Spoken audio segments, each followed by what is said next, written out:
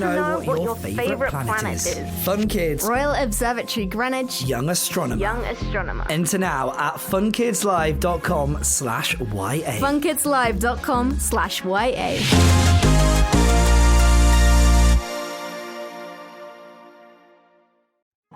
Hello and welcome to the Fun Kids Bookworms podcast. My name is Bex and I love books, and this week we've got two brilliant authors to kickstart the month with. We've got Jordan LEES in a little while telling us about the Whisperwicks, but first it's Sibéal Pounder. Now, I love Sibéal Pounder. She has written a new book called Sprouts. Now, Christmas may be over, but imagine what it would be like if we celebrated the big day every day of the year. That's what we're talking about with her brand new book. Now, you are a fan of Christmas because we've also had tinsel from you as well, right? Yes, I do. I love Christmas. It's my favourite holiday. Also Halloween is tough. I think they're equal. They're joint in my head. But I do. I love Christmas. It's so much fun. Well, it's handy that you love Halloween because you've also got some witches in this book. So we've kind of got a 2-for-1 here. Yes, yeah, exactly. It's I used lots of inspiration from traditions around the world, which they have lots of witches and Christmas traditions around the world, which I find really cool, and a bit Halloween-y as well. So it has that sort of crossover. Yeah, I had no idea about this. Tell us about some Christmas witches. Yes, my favourite one is Befana, who's the Italian Christmas witch, and she's a good witch, and she's a little bit like Santa. She sort of helps Santa out delivering presents on her broom, and I just think that would be so cool to have your presents delivered by a witch. And then there's the Scandinavian hag, Gryla, who's kind of like a witchy type character, but she's sort of this giant ogre. But she's a sort of a scary character in the legends. She likes to cook children in stews if they've been naughty. So she's a bit of a scarier witch than Befana, who's very jolly and a lot more like Santa. Yeah, not as festive. Yeah. Yeah, no, fair enough. Comes down from the mountains at Christmas, unfortunately. So sort of imposes herself on the Christmas traditions. Yeah. Oh, crikey. Yeah, I had to give her a miss. I think, give me someone else, please. So tell me about the witch we meet in your story. We've got Gryla, who lives on Mince Pie Island. Is that right? Yes, Gryla Garland. So she is a witch who has been banished to the Mince Pie Isles. The Sprouts takes place in the year 4024 in the future, when Christmas is everywhere, it's everything, and it's every day. So they celebrate Christmas every day, and the world has kind of gone Christmas crazy. Everyone travels by flying sleigh. All food is served as flavoured candy canes. All children have their own holographic elves to grant their every wish. And there's a ruling Santa Claus who rules over the world. The witches have been banished to the Mince Pie Isles, where all the countries in the world have been renamed with more festively appropriate titles.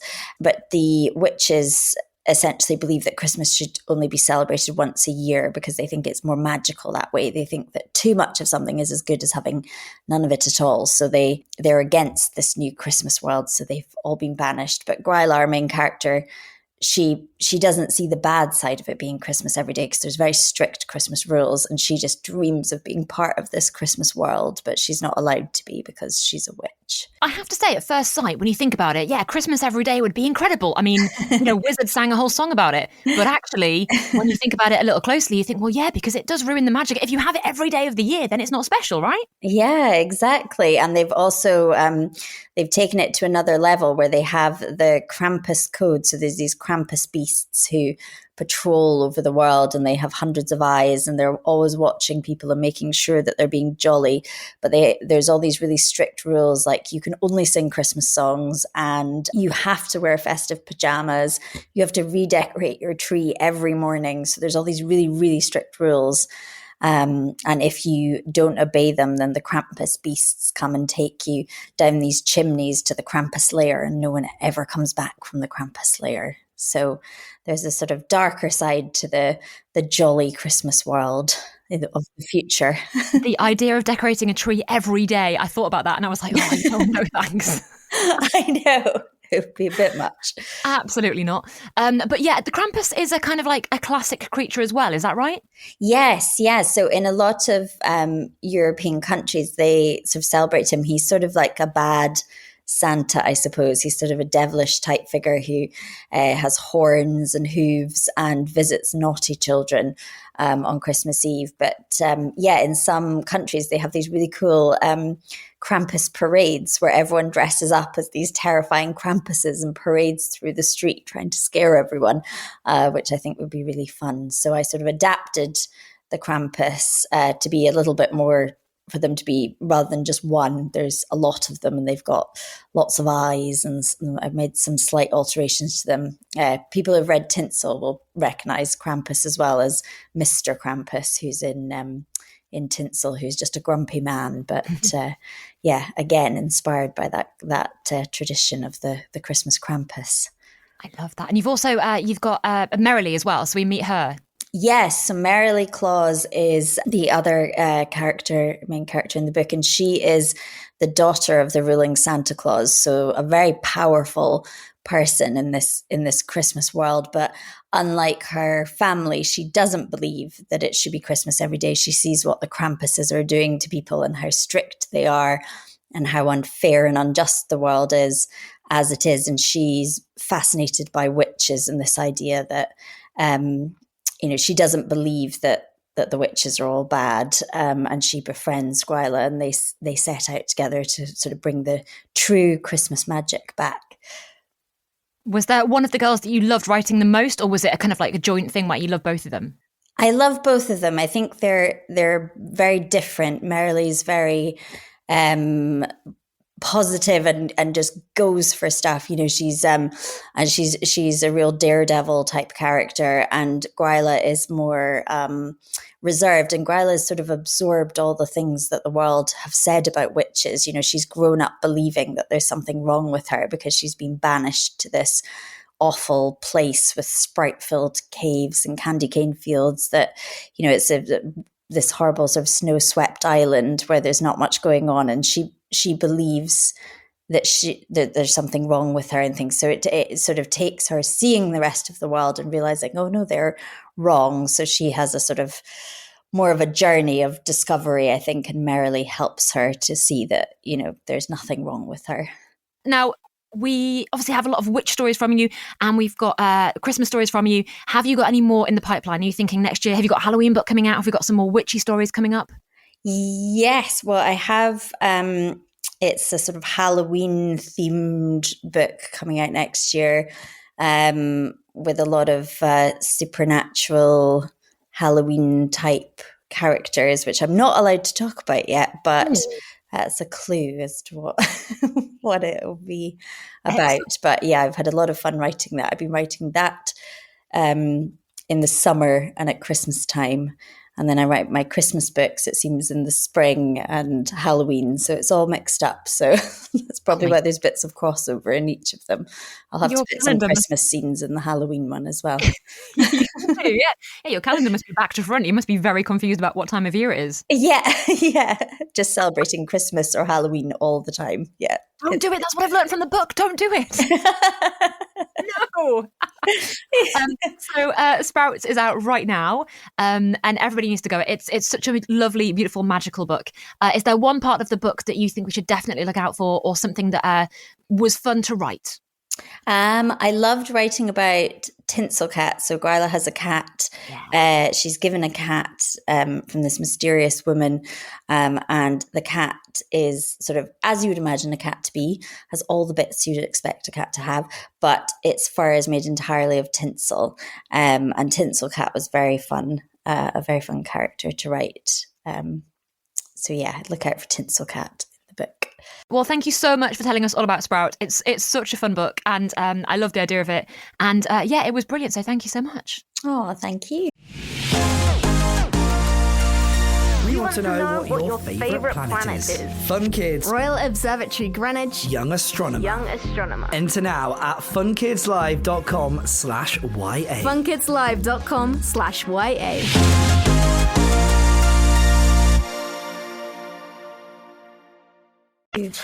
Thank you so much to Sibéal for telling us all about Sprouts. Next up in the Bookworms podcast, we've got Jordan LEES. Now, Jordan's got a brand new book out called The Whisperwicks, The Labyrinth of Lost and Found. This is an epic fantasy series. I think it's going to be absolutely massive. So, Basically what I'm saying is, you heard about it here first.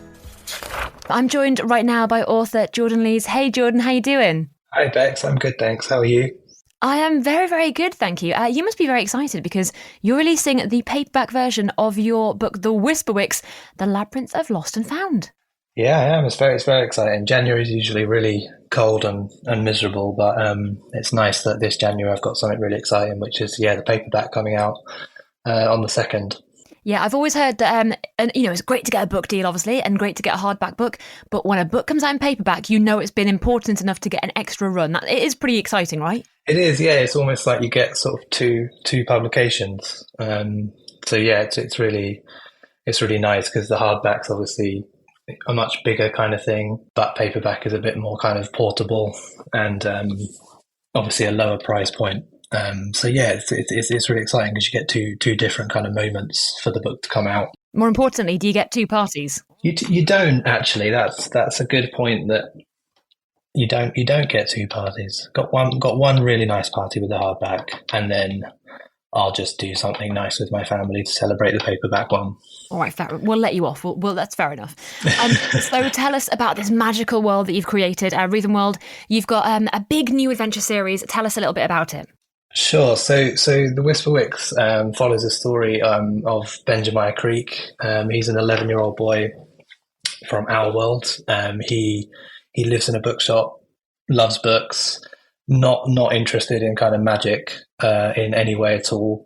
And then he is sent a doll in the post. It's called a poppet. And again, he's not very interested in this, but one night it becomes a bird. It transforms into a bird, and it leads him to this very magical world of Wreathen World. Wreathen World is like a labyrinth world. So it's a huge kind of labyrinth where every street is kind of a branch in this huge maze. Lots of magic, lots of monsters, dark sorcerers, all that stuff. And he, in Wreathen World, meets a girl called Elisabella, and together they go on this epic journey through the labyrinth in search of Elisabella's missing brother. So it's this boy who doesn't believe in magic, this very, very magical world. Yeah, it's a story of, I think, for both Benjamin and Elisabella, they both are feeling lost in different ways. And so they basically go on this journey together and kind of help each other find their way, kind of both literally through the labyrinth, but also kind of helping each other with what they're both respectively lost with. And you say that Benjamin, by the way, brilliant name, doesn't like magic, doesn't believe in magic. What kind of starts to change his mind? What are the first bits when we read it that we're like, oh, okay, maybe he's going from logic to magic? It's quite abrupt, actually. I feel a bit bad for him because he really genuinely just believes in logic. He believes in science. He believes in what can be proven and what makes sense to him. But yeah, he sent this doll. It becomes a bird, and it literally leads him down the stairs of the bookshop he lives in, through a door, and then he's in another bookshop in another world. And he really doesn't get a lot of choice to kind of say, I don't believe in magic anymore, because it's just upon him. And he does try his best. He tries to put some of the things he sees in Wreathen World kind of initially. He tries to think, is that some kind of science? Is there some kind of logical explanation to it? But he doesn't. It's so overwhelming that he's very quickly forced to kind of adjust what he thinks about the world. And how did you plan out this magical world? Did you have it in your head the whole time, or did you have to write maps, and did you write notes about what you think it would look like? I did. I spent many years actually like writing different things down and sort of noting, lots of notebooks, and tried some different things when I was planning it out. So it was many years of kind of planning it, particularly the world, like, and just sort of jotting down different details about it, like what they eat and kind of the names of things, and lots of kind of fun things to kind of make the world feel kind of nice and rich and lived in. So it was a lot of planning. It wasn't intentional like that. It just was I was just sort of thinking of stuff and writing it down, but maybe putting off writing it for so long. But it ended up with many notebooks worth of things. I love it. It means you can go back to it and you can be like, oh yeah, I've done the work, I've done the research. And it's also quite a difficult book to write, I guess, because it's got a lot of light and shade in there, a lot of darkness with like the hanged men. How do you balance that as well? Yeah, I think I just naturally, things that I write come out a little bit scary, and I was relying on my editor a lot to say, this is a little bit too scary. It come out just in the sweet spot, I think, between, as you say, like light and dark. But yeah, I think that's just where my imagination goes, just a little bit. I always liked kind of things like Goosebumps books, or, you know, something like Coraline, which just has that kind of edge to it that just is a little bit scary. But then you've got these, you know, you've got Benjamin and Eliza Bella who are kind of facing these scary things together, and that sort of counteracts when things are a little bit dark like that. And I think that's kind of why you want scary things in a book or a film. Just, it's not actually to be scared, it's actually there's that comforting element of, you know, characters or friends kind of facing it together and sort of overcoming it. So I think that's why I like the dark stuff as much as I do, because I think there's a really good message in there about facing it and overcoming it.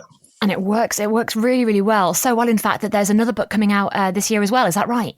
Well, yeah, absolutely. It's out at the end of March. So it's the second Whisperwicks book in the trilogy. Now, before I let you go, Jordan, we do have a little quick fire round of questions, if that's okay to do with you. Of course. Okay, now, I don't know whether you know, it's basically just a few questions to figure out how you are as an author. So first up, books or Kindles? Books. Always books. Heroes or villains? Oh, that's a tough one. Villains. Okay, film adaptation or TV adaptation? Film adaptation. Beginnings or endings? Endings. Hogwarts or Narnia? Narnia. A laptop or write by hand? Oh, laptop. We've got write 9 to 5 or whenever you fancy. Whenever I fancy. I'm not capable of the 9 to 5, sadly. Yeah, no, fair enough. Bookshop tour or school visit? Bookshop tour. Paddington Bear or Winnie the Pooh? Oh, that's a tough one. I think Paddington, but that's probably because my daughter loves Paddington more, and I've been forced to. She's got good taste. Finally, the last one is the big one. Salt and vinegar or cheese and onion? Oh, cheese and onion. Really? Yeah. Really, Jordan? Really. Cheese and onion? Yeah. The most antisocial of all the crisps. Exactly. That's why I like them. It's okay. You can eat them when you're writing away, I suppose. Also, thank you for respecting the quick fire round nature of the quiz, because so many authors do not appreciate that at all. I respect that. Thank you.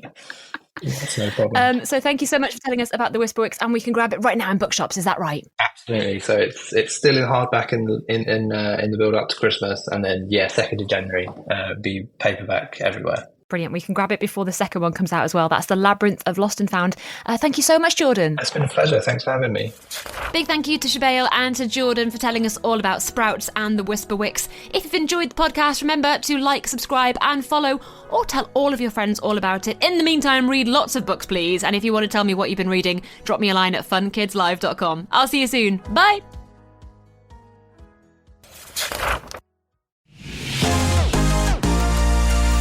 We want to know what your favourite planet is. Fun Kids. Royal Observatory Greenwich. Young Astronomer. Enter now at funkidslive.com/YA. funkidslive.com/YA.